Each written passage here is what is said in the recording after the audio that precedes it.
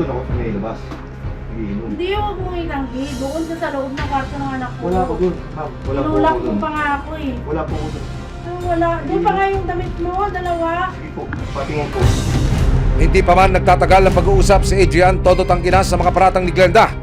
So, straight to the point ako. May relasyon kayo. Wala. May WhatsApp.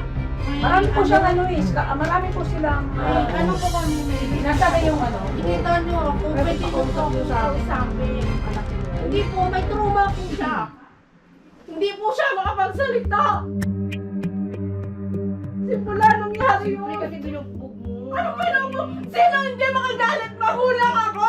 Nag-iisa ko lang na anak! Oo, kasi kumbaga kasi na ano mo rin na. Hindi mo alam kung ano nararamdaman ko.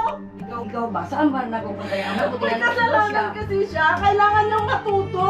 Pero hindi ibig sabihin yung nakukonsintihin mo siya. Anak niyo matanda, oh! Dahil sa pagiging in denial ni Adrian na may relasyon sila ng dalagita, dito na naglabas ng iba pang resibo si Glenda. May mga conversation kasi na nakita doon sa account ng bata. So, i-deny mo na ikaw to. Nangihingi ka ng video doon sa bata. Hindi naman. Hindi ka nangihingi? Dahil sa akin, yung cellphone ko nakikita yung kung kanino nakaregister. Sige. Pero putol dito eh. Dede, sige, go. Kanino naka-registered yan? New. Yun. Sino yan? Ako po. Kumpirmado, si Adrian nga ang nakakausap ni Liana online at nang hihingi ng maseselang litrato ng dalagita at nang makita ng busy head ang mga litrato na nasa mga chat, nadagdagan ang tensyon sa usapan. So, bakit mo bang dinay na hindi Bakit i-deny mo? Halika ate, babae ka. Halika. Pahihintulutan kita. Yan po yung conversation nila na nanghihingi ng video at picture. Kung ikaw, anak mo, anong mararamdaman mo? Anong masasabi mo? Yun, and conversation. Sa palagay mo, may dahilan siyang magalit, diba?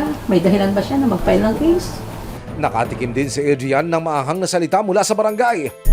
Kaya mong tingnan to? Sinisend sa'yo, may conversation kayo, di-deny mo, hindi ikaw yan. Galing sa bahay, hindi po ako yun.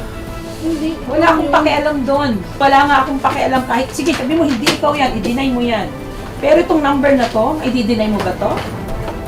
May di-deny mo itong number na to? Gusto kita sapakin eh. Sa totoo lang, pero hindi ko gagawin yun. Kasi ayoko nilagay ang bata sa aking kamay. Pero nakakainit ka ng dugo. Hindi ka bata eh. Para sabihin na nagkamali ako, na ako ay tawag lang ng laman. Minor de edad pa rin yun. Dinaboy mo yung bata. Yun lang yung sasabihin ko sa'yo.